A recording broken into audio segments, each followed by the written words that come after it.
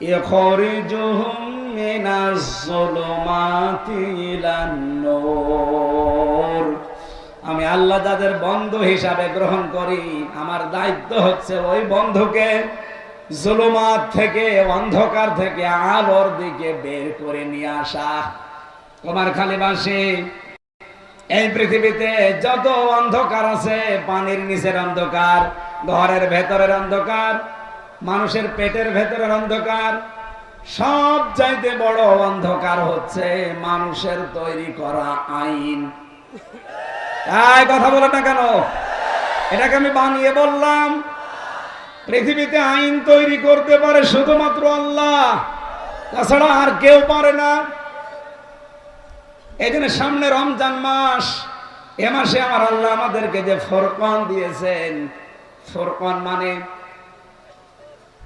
কোরআনে কারিমে ফুরকান নামে একটা সূরা আছে, তার বাংলা অর্থ হচ্ছে সংবিধান। ফুরকান মানে কি? আরো জোরে বলেন। ৭৭টা আয়াত আছে, ৭৩টা ধারা আছে এর ভেতরে। রমজান মাস পেয়েছেন, ফুরকান মাসে, কিন্তু এই ৭৩টা ধারা দিয়ে সামনে যদি আপনি সংবিধান বানাতে না পারেন, রমজান আসবে যাবে, আপনার কোনো উপকার হবে? এই জন্য যেহেতু সামনে আর ৭-৮ দিন মাত্র আছে, আর মাত্র ৭-৮ দিন আছে রমজানের, ফুরকানও আমাদের কাছে আছে, সংস্কারও আরম্ভ হয়েছে। আমরা চাই ডক্টর মোহাম্মদ ইউনূস, দুইজন নবীর নাম নিয়েছেন, একটা মোহাম্মদ, একটা ইউনূস। কথা বলছেন কেন? দুই নবীর নাম নিয়ে বসে আছেন আপনি। 18 কোটি মানুষের পক্ষ থেকে আমরা আহ্বান জানাচ্ছি, সামনে রমজানে ফুরকানকে এই ৭৭টা ধারা দিয়ে সংবিধান বানিয়ে দেন। ডক্টর কামালের লেখা সংবিধান দিয়ে 54 বছর তো আমরা দেখলাম। কি কথা বলেন না কেন? এই সংবিধান দিয়ে বাংলাদেশে চোর চুরি করলে ডাকাত হয়, ডাকাত জেলে গেলে খুনি হয়, গাঁজাখোর গাঁজা খেয়ে জেলে গেলে গাঁজার গাছ লাগায়। আমার নিচতলায় একজন ছিল, আমি দেখেছি, জেলার একদিন এসে বলছে, এই তুই গাঁজার গাছ পেলি কোথায়? ভেতরে টবের ভেতরে গাঁজার গাছ লাগিয়েছে। বলছে, স্যার আমি গিয়েছিলাম আদালতে হাজিরা দিতে, ওই জায়গায় যে আমার বন্ধু বান্ধব আছে না বাইরে, তারা আমার গাঁজার একটা টোপলা দিয়েছিল, ওই গাঁজার বীজ, ওটা আমি মুখের ভেতরে নিয়েছিলাম, আসার সময় মেশিনে স্ক্যান করে ধরা পড়িনি। ওটা ভেতরে এসে আমি এই যে পানি খাওয়ার যে বোতল, উপরের মাথা কেটে ফেলে দিয়ে ওর ভেতরে মাটি দিয়ে টব বানিয়েছি, ওখানে গাছার গাছ আজ 2 মাস আগে লাগিয়েছি। দেখেন স্যার কত বড় হয়েছে। জেলার তো হিন্দু দেবদুলাল, ও ডাক দিয়ে বলছে, শয়তান, তোরে পুলিশে গাঁজা খাওয়ার কারণে দিল জেলে, তোরে আমি রাখলাম ফাঁসির কন্ডেম ছেলে, আর তুই এর ভেতরে এসে গাঁজার গাছ লাগিয়েছিস, তোরে তো স্বর্গে দেওয়া দরকার। ও তো জান্নাত বিশ্বাস করে না, কি বলছে? স্বর্গে দেওয়া দরকার তোরে। বাংলাদেশে ওনার বানানো সংবিধান দিয়ে ডক্টর কামালের 54 বছর আমরা দেখতে পাচ্ছি। আমি তো 33 বছর দেখছি। এ মানুষগুলো তো সারা জীবনে দেখছে, কিচ্ছু হয়নি, গাঁজার গাছ আরো লাগিয়েছে। চোর যায় 3 মাস পরে ডাকাত হয়ে বের হয়, ডাকাত গেলে খনি হয়ে বের হয়, খনি গেলে কি হবে? এদেশে পরিবর্তন হওয়ার জন্য সূরা ফুরকান ৭৩টা ধারার যে সংবিধান আল্লাহ বানিয়েছেন, আশা করবে 18 কোটি মানুষের পক্ষ থেকে এই আবেদন আমরা জানাতে চাই, এটা একটু জারি করে দেন। আল্লাহর কসম 41 সাল লাগবে না, 41 ঘন্টায় বাংলাদেশ মিনি জান্নাত হয়ে যাবে। নবীজি জানিয়েছেন, এই যে মায়েদা মানে দস্তরখানা, তামাম দুনিয়াটা আমার আল্লাহ খাবারের প্লেটের মতো সাজিয়ে দিয়েছেন। এই জন্য রিজিকের দায়িত্ব আল্লাহর, এটা কারো হাতে আল্লাহ দেয়নি। কুষ্টিয়ার মানুষেরা কারো রিস্কের দায়িত্ব কারো বাবার না, মায়ের না, স্বামীর না, সন্তানের না, নেতার না, রিস্কের দায়িত্ব কার? এই জন্য যে দায়িত্ব আল্লাহ নিয়েছে ওইটা নিয়ে আপনার চিন্তা করার দরকার নেই, যেটার দায়িত্ব আল্লাহ নেয়নি ওইটা নিয়ে চিন্তা করেন। আল্লাহ নেয়নি কোন দায়িত্ব, আপনি কি করবেন না করবেন এই দায়িত্ব আল্লাহ নেয়নি। এই জন্য এমন কোন কাজ করা ঠিক না যে চোখ বন্ধ হওয়ার পরে আমার আবার আফসোস করা লাগে। এমন কিছু কিছু কাজে আঞ্জাম দেওয়া দরকার। হযরতে আবু যর গিফারী রাদিয়াল্লাহু তাআলা আনহু বলেন, আমার বন্ধু মুহাম্মদুর রাসূলুল্লাহ সাল্লাল্লাহু আলাইহি ওয়াসাল্লাম আমাকে 7টা বিষয়ের উপদেশ দিয়েছিলেন জীবনে। আমার ওই 7টা বিষয় সারা জীবন আমি মনে রেখে রেখে চলেছি। তার 1 নম্বরে আমার বন্ধু আমাকে বলতেন, আবু যর আখিরাতের বিষয়ে সব সময় উপরের দিকে তাকাবা আর দুনিয়ার বিষয়ে সব সময় নিচের দিকে তাকাবা। যখনই মনের ভেতরে একটু কিছু কি আসবে, শয়তান হয়তো ওয়াসওয়াসা দিতে পারে যে তোর কি আছে, তখনই ভাববেন যে আমার চাইতে এমন মানুষ আছে যার আমার চাইতেও কিছু নেই। আমি তো অন্তত একটা ঘরের ভেতরে মাথা দিয়ে রাখতে পারি, কত মানুষ এই বাংলাদেশে আছে কুমারখালী স্টেশনে থাকে। এক কথা বলো না কেন? আমার তো 1 বিঘা জমি আছে, কারো তো জমি নেই। হযরতে ঈসা রূহুল্লাহ আলাইহিস সালাতু ওয়াস সালাম উনি পৃথিবী বিমুখ মানুষ ছিলেন। তার নিজের সম্পদ বলতে শুধুমাত্র একটা পানি খাওয়ার গ্লাস ছিল, গ্লাস। একবার নদীর পাশ দিয়ে যাওয়ার সময় দেখেন একটা লোক পানি খাচ্ছে, হাতের উপরে পানি তুলে আসলা করে। অনেকক্ষণ দৃশ্য দেখার পরে ডাক দিয়ে বললেন, রব্বুল আলামিন, আমি তো ভাবতাম যে আমার মনে হয় কিছু নেই, অথচ এই লোকটা দেখি পানি খাওয়ার গ্লাসও নেই, পানি হাতে তুলে খায়, আমার তো গ্লাস আছে। দুনিয়ার জীবন যেহেতু ধোঁকা, একে ধরলেও থাকে না, এইরকম জীবনের জন্য গ্লাসও আমার লাগবে না, যান গ্লাসটাও ছুঁড়ে ফেলে দিলেন। এখানে দুনিয়া সম্পর্কে যত সচেতন হতে পারবেন, আপনার মনের ভেতরে একটা অনির্বচন সুখ আল্লাহ তাড়াতাড়ি দান করবে। হযরতে আবু যর বলেন, 2 নম্বরে সব সময় নবীজি আমাকে বলতেন, বন্ধু আবু যর আখিরাতের বিষয়ে সব সময় উপরের দিকে তাকাবা। যে আমি আর এই 33 বছর বয়সে কি করলাম, আমার এই বয়সে এমনও মানুষ আছে তারা আমার আল্লাহকে খুশি করে ফেলেছে। এখানে যারা বসে আছে প্রথম সারিতে, এই এদিকে তাকান, এই যে প্রথম সারিতে যে কয়জন বসে আছি আমরা, কিয়ামতের ময়দানে যদি এই কয়জন মানুষকে আল্লাহ এক জায়গায় ডাক দেয়, বলেন তো এই কয়জন মানুষের ভেতরে আমরা যা করি ওই সময় কিন্তু আফসোস আসবে না? এখনই করা দরকার। প্রতিটি মানুষ যেন এখনই আমরা ভাবি যে কিয়ামতের দিন আল্লাহর সামনে যখন আমরা এই কয়জন দাঁড়াবো, আমি কি নিয়ে দাঁড়াচ্ছি আর উনি কি নিয়ে দাঁড়াচ্ছে, আমার কতটুকু স্যাক্রিফাইস আছে ইসলামের জন্য, মানবতার জন্য। উনি যদি নিজের থেকে চিন্তা করে যে আমি কি করলাম, কি নিয়ে আল্লাহর সামনে দাঁড়াবো, দেখানোর মতো আমার কি আছে, এই চিন্তা যত বেশি মানুষের ভেতরে উদয় হবে, ওই মানুষটার জীবন তত বেশি পরিচ্ছন্ন হতে থাকবে। আপনি একটু উপরের দিকে তাকিয়ে ভাবেন তো, আমার বয়সী দেলাওয়ার হোসেন শিবিরের সাবেক সভাপতি, এই লোকটা ইসলামের জন্য কি করলো আর আমি কি করলাম। সেই ইমানের উপরে টিকে থাকতে গিয়ে 57 দিন রিমান্ডে ছিল। তার লজ্জা স্থানের ভেতরে তার গরম করে ঢুকিয়েছে এই জালেমরা, তার পুরুষাঙ্গ নষ্ট হয়ে গেছে। আমাকে যে রিমান্ডে নিয়েছিল সঞ্জয় দত্ত, এই শয়তান অফিসার ওনারও দায়িত্বে ছিল। আমার নিজে বলতো যে দেলাওয়ারকে আমরা ফুটবলের মতো লাথি দিয়েছি।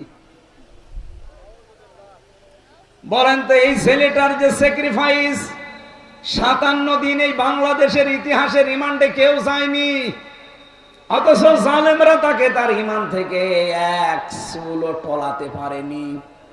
কথা বলেন না কেন? কিয়ামতে আপনিও উঠবেন, আমিও উঠবো, দেলাওয়ারা উঠবে। তার যে কষ্ট, তার যে স্যাক্রিফাইস, ত্যাগ ইসলামের জন্য আর আমরা কি দুইজনই এক জান্নাত পাবো? জীবনেও না। এই জন্য আখেরাতের দিকে সব সময় উপরের দিকে তাকানো দরকার, যে আল্লাহ এইগুলো কি করেছে আর আমি কি করছি।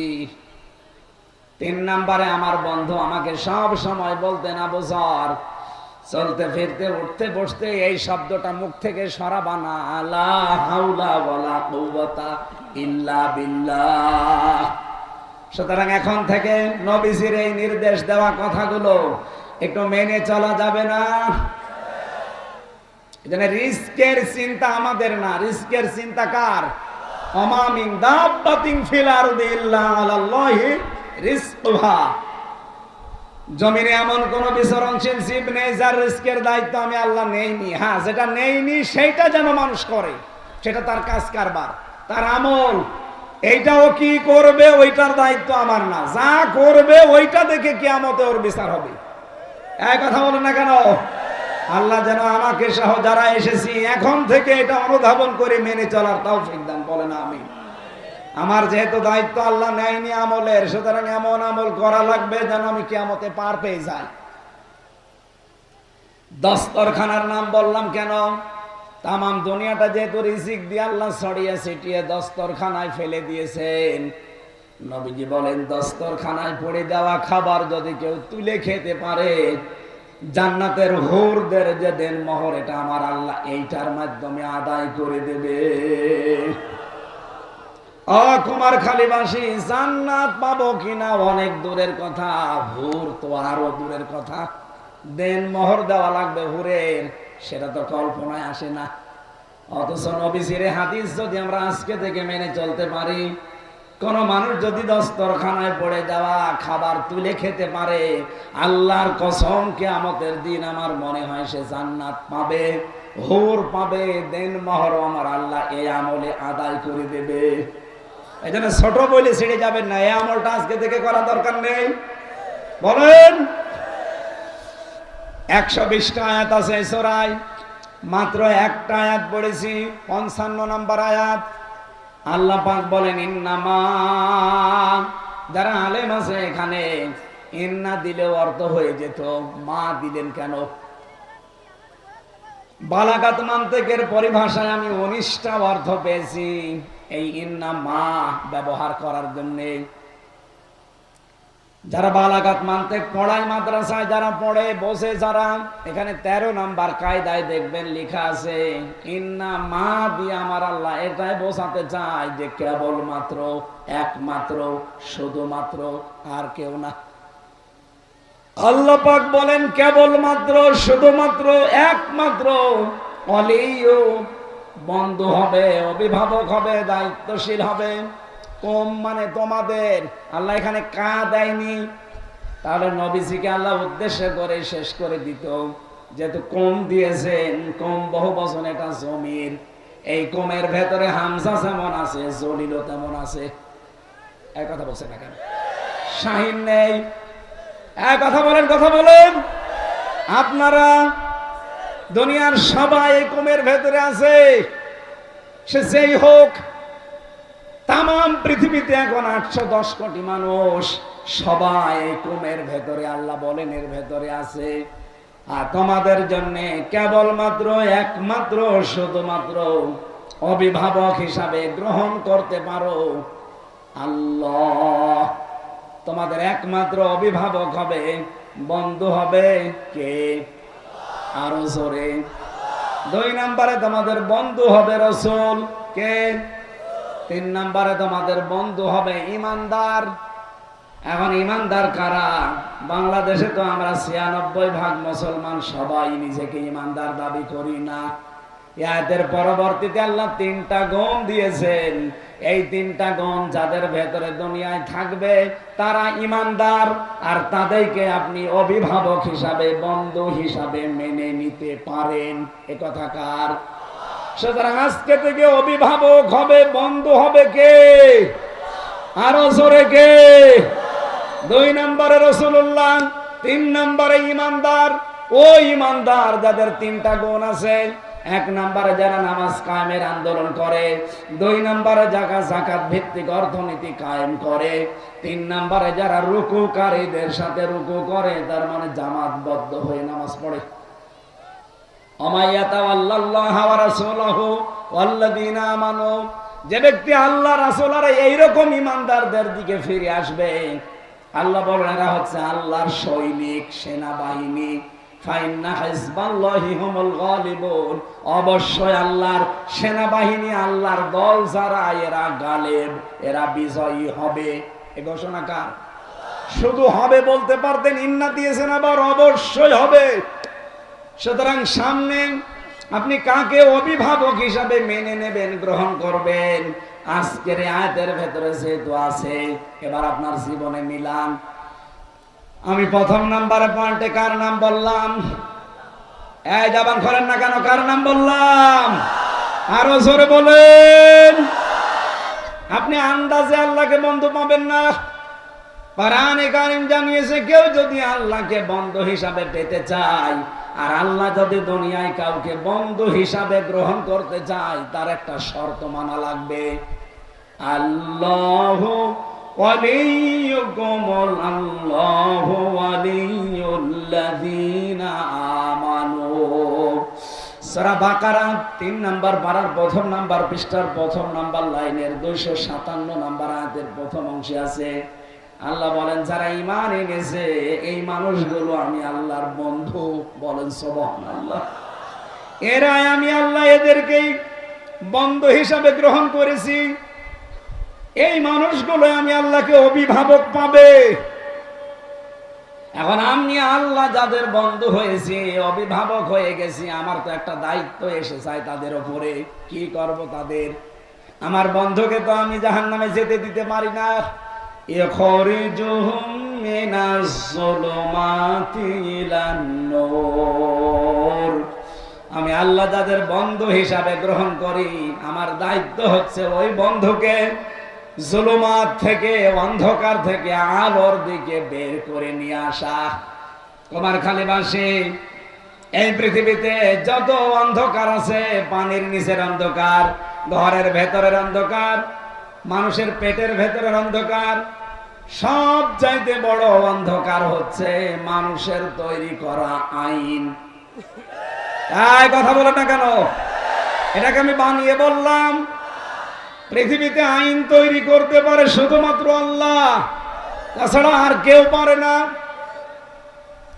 এই জন্য সামনে রমজান মাস, এ মাসে আমার আল্লাহ আমাদেরকে যে ফুরকান দিয়েছেন, ফুরকান মানে কোরআনে কারিমে ফুরকান নামে একটা সূরা আছে, তার বাংলা অর্থ হচ্ছে সংবিধান। ফুরকান মানে কি? আরো জোরে বলেন। ৭৭টা আয়াত আছে, ৭৩টা ধারা আছে এর ভেতরে। রমজান মাস পেয়েছেন, ফুরকান মাসে, কিন্তু এই ৭৩টা ধারা দিয়ে সামনে যদি আপনি সংবিধান বানাতে না পারেন, রমজান আসবে যাবে, আপনার কোনো উপকার হবে? এখানে যেহেতু সামনে আর ৭-৮ দিন মাত্র আছে, আর মাত্র ৭-৮ দিন আছে রমজানের, ফুরকানও আমাদের কাছে আছে, সংস্কারও আরম্ভ হয়েছে। আমরা চাই ডক্টর মোহাম্মদ ইউনূস, 2 জন নবীর নাম নিয়েছেন, একটা মোহাম্মদ, একটা ইউনূস। কথা বলছেন কেন? 2 নবীর নাম নিয়ে বসে আছেন আপনি। 18 কোটি মানুষের পক্ষ থেকে আমরা আহ্বান জানাচ্ছি, সামনে রমজানে ফুরকানকে ৭৭টা ধারা দিয়ে সংবিধান বানিয়ে দেন। ডক্টর কামালের লেখা সংবিধান দিয়ে 54 বছর তো আমরা দেখলাম। কি কথা বলেন না কেন? এই সংবিধান দিয়ে বাংলাদেশে চোর চুরি করলে ডাকাত হয়, ডাকাত জেলে গেলে খুনি হয়, গাঁজাখোর গাঁজা খেয়ে জেলে গেলে গাঁজার গাছ লাগায়। আমার নিচতলায় একজন ছিল, আমি দেখেছি, জেলার একদিন এসে বলছে, এই তুই গাঁজার গাছ পেলি কোথায়? ভেতরে টবের ভেতরে গাঁজার গাছ লাগিয়েছে। বলছে স্যার আমি গিয়েছিলাম আদালতে হাজিরা দিতে, ওই জায়গায় যে আমার বন্ধু বান্ধব আছে না বাইরে, তারা আমার গাঁজার একটা টোপলা দিয়েছিল, ওই গাঁজার বীজ, ওটা আমি মুখের ভেতরে নিয়েছিলাম, আসার সময় মেশিনে স্ক্যান করে ধরা পড়িনি। ওটা ভেতরে এসে আমি এই যে পানি খাওয়ার যে বোতল, উপরের মাথা কেটে ফেলে দিয়ে ওর ভেতরে মাটি দিয়ে টব বানিয়েছি, ওখানে গাছ আর গাছ আজ 2 মাস আগে লাগিয়েছি। দেখেন স্যার কত বড় হয়েছে। জেলার তো হিন্দু দেবদুলাল, ও ডাক দিয়ে বলছে, শয়তান তোরে পুলিশে গাঁজা খাওয়ার কারণে দিল জেলে, তোরে আমি রাখলাম ফাঁসির কন্ডেম ছেলে, আর তুই এর ভেতরে এসে গাছের গাছ লাগিয়েছিস। তোরে তো স্বর্গে দেওয়া দরকার। ও তো জান্নাত বিশ্বাস করে না, কি বলছে স্বর্গে দেওয়া দরকার তোরে। বাংলাদেশে ওনার বানানো সংবিধান দিয়ে ডক্টর কামালের 54 বছর আমরা দেখতে পাচ্ছি। আমি তো 33 বছর দেখছি। এ মানুষগুলো তো সারা জীবনে দেখছে, কিচ্ছু হয়নি। গাছার গাছ আরো লাগিয়েছে। চোর যায় 3 মাস পরে ডাকাত হয়ে বের হয়, ডাকাত গেলে খনি হয়ে বের হয়, খনি গেলে কি হবে? এদেশে পরিবর্তন হওয়ার জন্য সূরা ফুরকান ৭৩টা ধারার যে সংবিধান আল্লাহ বানিয়েছেন, আশা করবে 18 কোটি মানুষের পক্ষ থেকে এই আবেদন আমরা জানাতে চাই, এটা একটু জারি করে দেন। আল্লাহর কসম 41 সাল লাগবে না, 41 ঘন্টায় বাংলাদেশ মিনি জান্নাত হয়ে যাবে। নাকি বিশ্বাস করানোর উপর আমাদের নেই? কথা বলেন নেই? তাহলে এটার কথা বললে আপনার কাছে রাজনীতি মনে হয় কোন কারণে বলেন? হ্যাঁ ঠিক আছে, ঠিক আছে, হ্যাঁ বসেন। সময় আল্লাহ যদি কাউকে বন্ধু হিসাবে মেনে নেয়, আল্লাহর দায়িত্ব হচ্ছে অন্ধকারের ভেতর থেকে তারে আলোর দিকে নিয়ে আসে। আপনি দেখবেন ও আস্তে আস্তে মানুষের তৈরি করা আইন কানুন দিয়ে যে দল গঠন করা হয়, দল ছেড়ে দেবে, ইসলামের দিকে আলোর দিকেও ফিরে আসবে। তখন সে যেন বিশ্বাস করে আল্লাহ আমাকে বন্ধু হিসাবে গ্রহণ করেছে। আর যদি দেখেন না ইসলামে ছিলাম, আরো বের হয়ে চলে যাচ্ছি, আল্লাযীনা কাফারু আউলিয়াউহুমুত তাগুত ইখরিজুনাহুম মিনান নূরি ইলা যুলুমাত। আল্লাহ বলেন শয়তানেরও বন্ধু আছে। যারা কাফের তারা তাগুতের বন্ধু। শয়তান তাদের কাজ চালায় কি? তাদেরকে ইসলামের ভেতর থেকে বের করে ওদেরকে অন্ধকারের দিকে নিয়ে যায়। আপনি যখন দেখবেন ইসলামী অর্থনীতি আপনার ভালো লাগে না, ইসলামী রাজনীতি আপনার ভালো লাগে না, আপনি মানুষের তৈরি করা নিয়মের দিকে ছুটে যাচ্ছেন, আপনি বিশ্বাস করতে পারেন শয়তান আপনাকে বন্ধু হিসাবে গ্রহণ করে ফেলেছে। আজকে জলিল সাহেব যদি বাড়িতে যায়, এখন সালাম দিচ্ছে স্ত্রীকে, ওনার বউ বের হয়ে বলছে কুকুরের বাচ্চা, ভালো লাগবে ওনার? বলেন বলেন, রাগ করবে না? জ্ঞানী মানুষ হলে ওনার রাগও হবে না, চিন্তা করবে কি গো, একটা শিক্ষিতা মেয়ে, ধার্মিক মেয়ে, ভালো বংশের মেয়ে, কোনদিন এই মেয়েটা আমার সংসারে এসে আমার মুখের ওপরে মুখ তুলে কথা বলে না, আর আজকে সালাম দিলাম অথচ আমারে গালি দেয় শুকুরের বাচ্চা, কুকুরের বাচ্চা বলে। অবশ্যই আমার বউ আর স্বাভাবিক নেই, এই বউকে জিনে ধরেছে। কিসে ধরেছে? পরিতে ধরেছে, এই জন্য অস্বাভাবিক হয়ে গেছে। আপনি যখন দেখবেন মানুষের তৈরি করা আইন নিয়ম কানুন আপনার ভালো লাগে, ইসলামের নিয়ম কানুন ভালো লাগে না, আল্লাহর কসম আপনার বিশ্বাস করা লাগবে শয়তান আপনাকে দখল করে ফেলেছে। এরকম শয়তানের দখলে যাওয়া মানুষ দেশে নেই। কারা আছেন হাত তোলেন তো? আপনি। 2 নম্বরে রাসূলুল্লাহকে বন্ধু হিসাবে মানা লাগবে। আল্লাহকে বন্ধু যারা পাবে, আল্লাহ যাদেরকে গ্রহণ করবে, এই কাজগুলো আল্লাহ তাদের উপরে করবে, অন্ধকারের ভেতর থেকে আলোর দিকে নিয়ে আসবে। 2 নম্বরে রাসূলুল্লাহকে বন্ধু পেতে হলে 4 দফা কর্মসূচি হাতে নেওয়া লাগবে। 4 জায়গায় আয়াতটা আল্লাহ কোরআনে দিয়েছেন। সূরা বাকারা 129 নম্বর আয়াত, সূরা বাকারা 151 নম্বর আয়াত, সূরা আলে ইমরান 164 নম্বর আয়াত, সূরা জুমা 2 নম্বর আয়াত। 4 জায়গার আয়াতগুলো বাড়িতে মিলিয়ে নেবেন আপনি রাসূলুল্লাহর বন্ধু হতে পেরেছেন কিনা। 3 নম্বরে ওয়াল্লাযীনা আমানু, যারা ঈমানদার। সব ইমানদারকে বন্ধু হিসাবে গ্রহণ করা যাবে না। আল্লাযীনা ইউকিমুনাস সালাহ, যারা এই দেশে নামাজ কায়েমের জন্য চেষ্টা করে তারা হবে আপনার বন্ধু, আপনার অভিভাবক। এই কথা বলুন। সুতরাং এই দেশে যারা নামাজ কায়েম করতে চায়, সামনে আপনি তাদেরকে অভিভাবক হিসাবে গ্রহণ করবেন।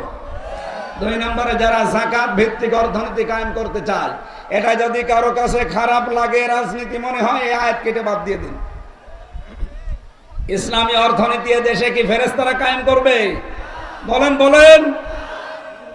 এগুলো কায়েম করার দায়িত্ব আমাদের। সামনে আল্লাহ একটা সুযোগ দিচ্ছে, আমরা চাই কোরআনে কারিমের ইসলামী যে অর্থনীতি আছে এটা যেন সামনে এই দেশে কায়েম হয়।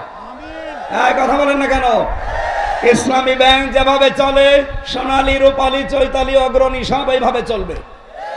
ওদের আছে মুশারাকা, মুদারাবা, মুরাবাহা, বায়ে সালাম আছে, বায়ে ইস্তেসনা আছে, বায়ে মুআজ্জাল আছে, ওয়াহিদা আছে, এরকম 28টার উপরে নিয়ম আছে। ইসলামী অর্থনীতি যেভাবে চালাচ্ছে, বাংলাদেশের অন্য ব্যাংকিং ব্যবস্থা যদি এইভাবে চলে, এই দেশে সুদ থাকবে না। আর এটা কায়েম করার দায়িত্ব কাদের? অহম রাকিউন, যারা রুকুকারীদের সাথে রুকু করে, তার মানে জামাতবদ্ধ হয়ে যারা নামাজ পড়ে। এদেশে আমি অন্যদিকে নিয়ে যাবেন না, নিজে দেখেছি এই জন্য বলছি। এদেশে এমন একটা দল আছে, আপনি জামাতে নামাজ পড়েন না, একা একা পড়েন, ওইটা আবার লিখে পরের দিন দেখানো লাগে। এই কথা বলেন না কেন? আছে না এরকম দল? তাহলে অবশ্যই আপনি দেখবেন লোকটা নামাজ একা পড়ে না জামাতে পড়ে। এই 3টা গুণ যাদের ভেতরে আছে তাদেরকে বন্ধু হিসাবে, অভিভাবক হিসাবে মেনে নেওয়া লাগবে। আল্লাহ আজটা আমাদের প্র্যাকটিক্যাল লাইফে মেনে চলার তৌফিক যেন দান করেন। বলেন আমিন। এই যে কথা বললাম, এই কথাটা তৈরি হতে 27টা স্তর পার করার পরে একটা কথা তৈরি হয়। এই কণ্ঠের ভেতরে আল্লাহ এরকম স্তরগুলো সাজিয়ে রেখেছেন। বিজ্ঞান কণ্ঠ নিয়ে পরীক্ষা করে জানিয়েছে, কণ্ঠের ভেতরে যে স্তর আল্লাহ সাজিয়েছেন, যদি একটা স্তরে কোনো ঝামেলা হয়ে যায়, কথা আর আপনি বলতে পারবেন না, গা গো শব্দ হবে। জাতীয় কবি কাজী নজরুল ইসলাম কথা বলতে পারতো শেষ জীবনে এসে? বলেন বলেন। কত বছর বন্ধ ছিল তার কথা। আল্লাহ তার এই 27টা স্তরের মনে হয় একটা স্তর একটু সমস্যা হয়ে গেছে, এই জন্য আর কথা বলতে পারেনি। এই স্তরগুলো কন্ট্রোল করছে কে? বলেন বলেন। নাকি যারা আমাদের কথায় 15.5 বছর স্তব্ধ করে রেখেছিল তারা? না, কথা বলার শক্তি আল্লাহ পৃথিবীর কারো হাতে দেয়নি, এটা আল্লাহ নিজের হাতে রেখে দিয়েছেন। খালাকাল ইনসান আল্লামাহুল বায়ান। আল্লাহ বলেন আমি মানুষ বানিয়েছি, আর মানুষের কথা বলা আমি শিখিয়েছি। এই জন্য কথা যেহেতু আল্লাহ নিজে বানিয়েছেন, কিভাবে বলা লাগবে, কার কণ্ঠে কোন কথা এটা সেট হবে, এটা দুনিয়ার কেউ জানে না। জানে কে? পৃথিবীর ময়দানে দেখবেন আজ পর্যন্ত কারো কণ্ঠের সাথে কারো কণ্ঠ মেলে না। মেলে? কাওয়া কাকুর কণ্ঠ বহু মানুষ চেষ্টা করে যে 100 ভাগ এরকম করতে, খেলা হবে না, কাওয়া কাকুর মতো হওয়া সম্ভব না। হয়তো হবে 98 ভাগ, 99 ভাগ, 100 ভাগ হবে? বলেন বলেন।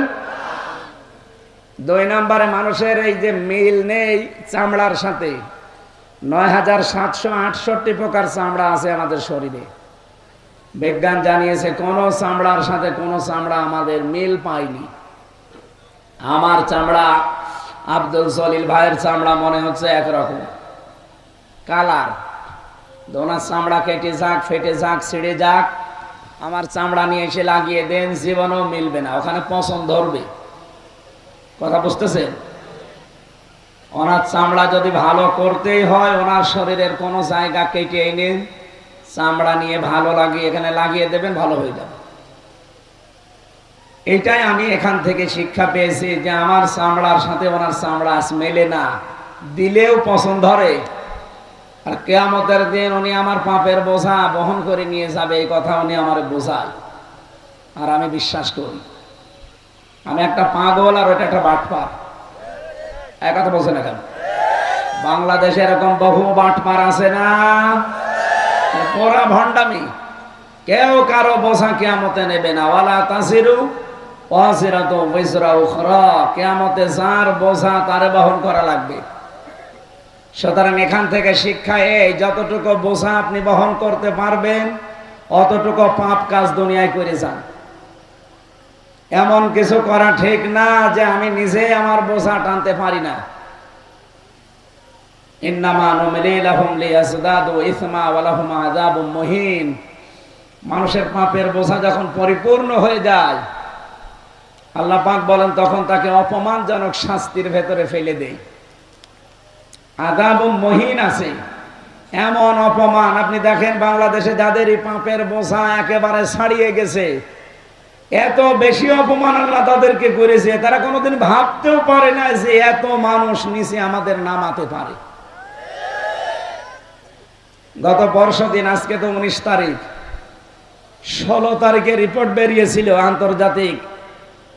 যতগুলো রিপোর্ট আমি পেয়েছি, এই বাংলাদেশ নিয়ে 257টা দেশ আছে দুনিয়ায়। কয়টা? 257টা দেশে কম বেশি রাষ্ট্রপ্রধান আছে। তাদের অ্যাক্টিভিটিস, কর্মকাণ্ডগুলো এখন বাস্তবে কিছু মানুষ যারা গবেষণা করে, জরিপ চালায়, বিশেষ করে মানবাধিকারের উপরে তারা জরিপ চালিয়ে দেখেছে তামাম দুনিয়ায় সবচাইতে নিকৃষ্ট মানুষ আছে 100 জন। তার ভেতরে 1 নম্বরে হাসিনা,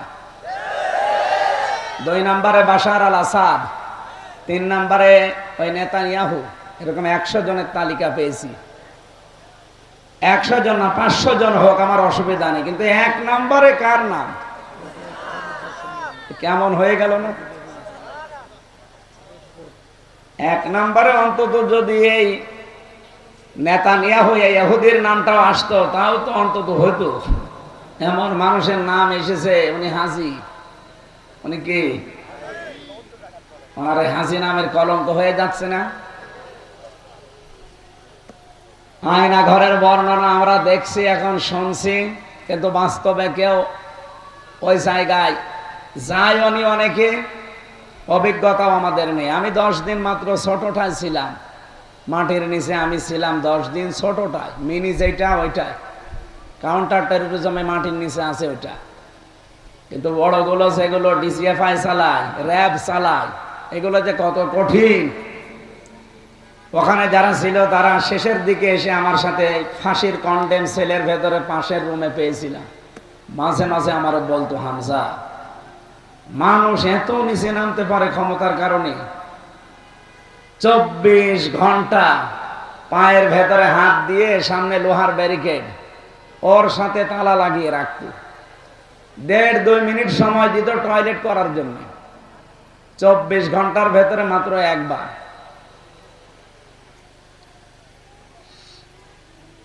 সকালে কয়েকটা পচা ছোলা দিয়েছি তো, আর দুপুর বেলা 1 মুঠ ভাত দিত, মনে হচ্ছে কেউ মাখিয়ে দিয়েছে। আপনারা ডক্টর মোহাম্মদ ইউনূস যে আয়না ঘর দেখতে গেছে, যে দেখছে একটা চেয়ার পাওয়া গেছে। আজকেও তাজুল ইসলাম গিয়েছিল, অ্যাডভোকেট তাজুল ইসলাম, আন্তর্জাতিক অপরাধ ট্রাইব্যুনালের যিনি দায়িত্বে আছে এখন। উনি চেয়ারটা একটু ঘোরাইলো দেখলাম, কিন্তু এই চেয়ারটা কারেন্টের শর্ট দেওয়া, এটা ঘোরে না বেশি, ঘুরলেও হালকা ঘোরে, কিন্তু এটা কাঁপে বেশি। এভাবে শর্ট দেবে, আপনি কাঁপতে থাকবেন। আমারে যেটাই নিয়ে বসায়নি, আমারে দেখিয়েছিল। আমার আগে একজনকে দেখলাম বসিয়েছে, এই হাতের সাথে পায়ের সাথে ক্লিপ আটকিয়ে দেয়, গলার সাথে একটা ফিতা বেঁধে দেয়, শুধু একবার সুইচ টিপ দেবে, 1 মিনিটে 120 বার ঘুরবে। 1 মিনিটে যদি 120 বার হয়, সেকেন্ডে কয়বার? টের পাচ্ছেন আপনি কি অবস্থা দাঁড়ায়? 1 মিনিট পরে মনে হবে আমি 4-5টা দুনিয়া দেখতে পাচ্ছি। মাথার ভেতরে কিছু সূক্ষ্ম জিনিস আল্লাহ সাজিয়ে রেখেছেন। ফ্রন্টাল লব আছে সামনে, অক্সিপিটাল লব আছে, প্যারাইটাল লব আছে, মোটর কর্টেক্স আছে, সেন্সরি কর্টেক্স আছে, ল্যাব আছে, এরকম 70,000 জিনিসে মাথার ভেতরে। এত সূক্ষ্ম, এখানে কম্পিউটার ভিড়ালে আমি আপনাকে দেখাতে পারতাম। এই জিনিসটা এত বেশি নড়াচড়া করে, এত বেশি কাঁপাকাঁপি করে, শেষ পর্যন্ত আপনি সব আউলিয়ে ফেলবেন, অন্ধকার দেখবেন। এ শাস্তি দিয়ে যদি শেষ করে দিত। আমি দেখলাম ওরা একটা মেশিন নিয়ে আসলো, এই হাতের সাথে আর পায়ের সাথে এমন ভাবে সেট করা, শুধু একবার সুইচ টিপ দেবে, আস্তে করে নখগুলো সব খুলে একবারে চলে আসবে। নখ খুললেই কিন্তু ফিনকি দিয়ে রক্ত বের হয়, আর ঠিক ওই সময় তার উপরে লবণ ছিটিয়ে দেয়। শুনতে খুব সহজ মনে হচ্ছে না? এটা বাস্তবে যারা পেয়েছে তারা কত কঠিন অবস্থায় ছিল আপনি বলেন তো। মুফতি ফখরুল ভাই আমার সাথে ছিল, উনি মাঝে মাঝে বলতো, হামজা, এই যে মানুষ শুয়ে থাকে, এটা যে কত বড় নিয়ামত আমি টের পেয়েছি।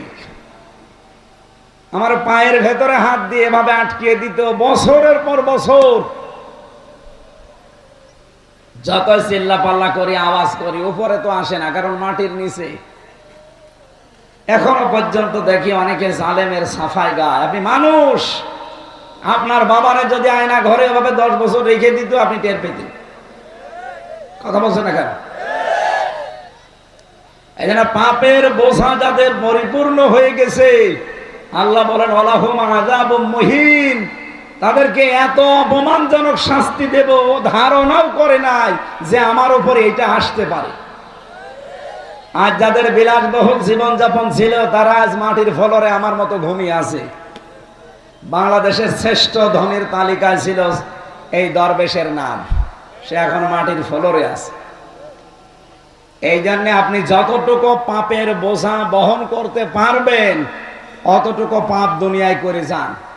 নয়তো নিজের পাপ এবং অন্যের পাপ আবার বহন করা লাগে, এরকম কোনো অপরাধ করা ঠিক না। আমি সতর্ক করলাম, এতে এখন আপনার বিবেকে কি বলে আপনি দেখেন। নিজের পাপের বোঝায় আপনি পার করতে পারবেন কিনা ঠিক নেই। কিয়ামতের দিন লক্ষ লক্ষ মানুষ এসে আল্লাহর কাছে বলবে, আমি এই জিনিস পাই, আমি এই জিনিস পাই। আমার মিথ্যা মামলা দিয়ে, মিথ্যা সাক্ষী দিয়ে আমার 3 বছর জেলে আটকিয়েছিল। আমি নিজেই বলবো, কারণ আমি নিজে ভিকটিম। কথা বলো না কেন? যারা আমার মামলার টপ টু বটন জড়িত, প্রত্যেকের নামে আমি মামলা দিতে পারবো না। কথা বলো না কেন? কারণ ওরা নিজেরাই বলতো যে হুজুর আপনার কোনো দোষ নেই, আমরা জানি। এটা যে মিথ্যা জিনিস তাও আমরা জানি, কিন্তু কিছু করার নেই, উপরের অর্ডার। এই কথা বলে কিয়ামতে ছাড় পাওয়া যাবে? হ্যাঁ, হুকুমের আসামি যিনি, হাসিনা যেহেতু হুকুম দিয়েছিল, সে হুকুমের জন্য গুনাহগার হবে, কিন্তু কাজটা তো আপনি করলেন। উনি হয়তো বলেছিল ধরে এনে আটকিয়ে রাখেন, শাস্তি দেন এইভাবে এইভাবে, কিন্তু বাকি আপনি যে অর্থনৈতিক ভাবে আমার বাবারে পঙ্গু করে দিলেন। প্রায় 42 লাখ টাকা আকিস গ্রুপের কাছে নিয়েছেন, আমি ওদের খতিব ছিলাম। আমার বাবার কাছ থেকে একবারে নিয়েছেন 10 লাখ। সেই দিন আমার মামলার আয় কল দিয়ে বলছে, হুজুর মাফ করে দিয়ে। মাফ করে দিয়ে মানে আগে টাকা ফেরত দেন। টাকা ফেরত দেবেন না, মাফ করে দিয়ে মানে আপনি আছেন কোথায়? কোথায় আছে বলতে পারবো না।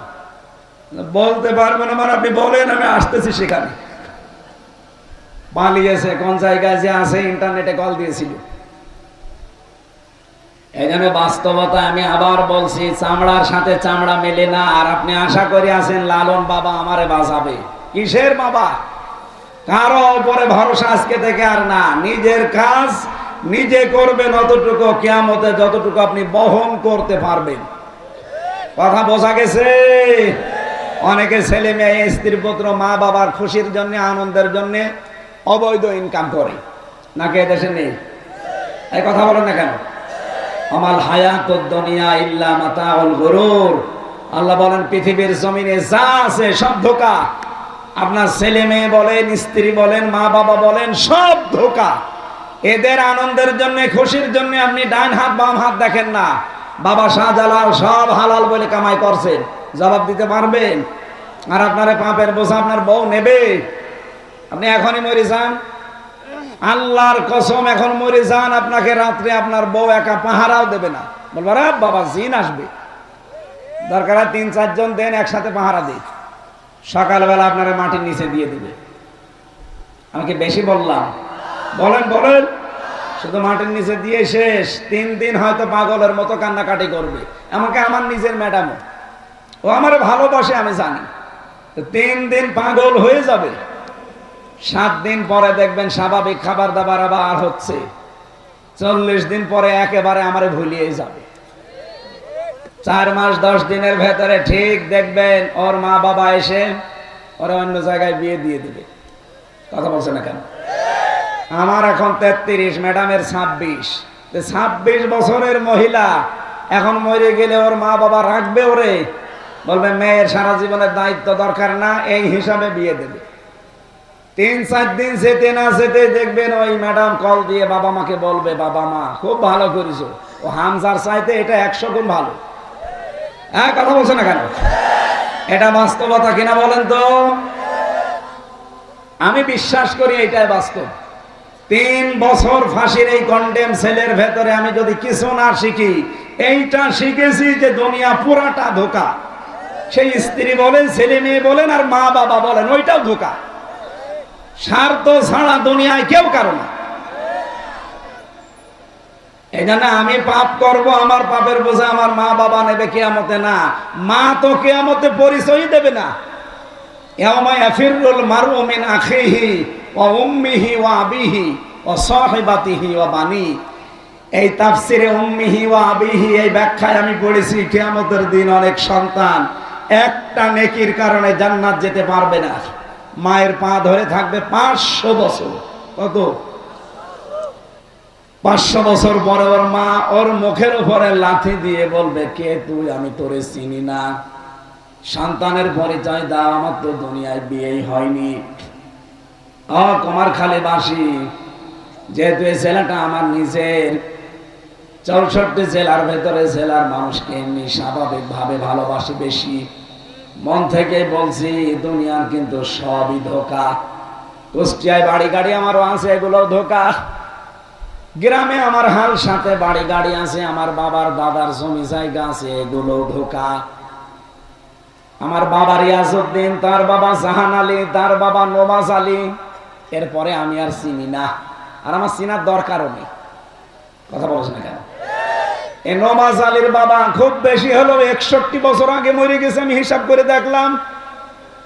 এই লোকটা যদি এখন কবর থেকে উঠে এসে আমার বাড়িতে বলে যে এই 2 তলা বাড়ি আমার, এই ভিটা আমার কেনা ছিল, আমি এখানে থাকতে চাই, কুমারখালীবাসী বলেন তো ওই নওয়াজ আলীর বাবারে আমি ঢুকতে দেব? কিসের নওয়াজ আলীর বাবা আপনি? আমি তো নওয়াজ আলীকে চিনি না। এই কথা বলছেন না কেন? এই জন্য আমি আবার স্মরণ করাচ্ছি, আমি নিজে স্মরণ করছি, সবাইকে করাচ্ছি, কেউ কারো না। সুতরাং কারো জন্য নিজের আখের যেন আমরা নষ্ট না করি। আল্লাহ আমাদের সম্মতি দান করেন, বলেন আমিন। আমরা 5টা জিনিস এভাবে পুরা শরীরের ভেতরে পেয়েছিলাম, এগুলো সব বাদ দিলাম, সময় কম তো আমি তাড়াতাড়ি করছি।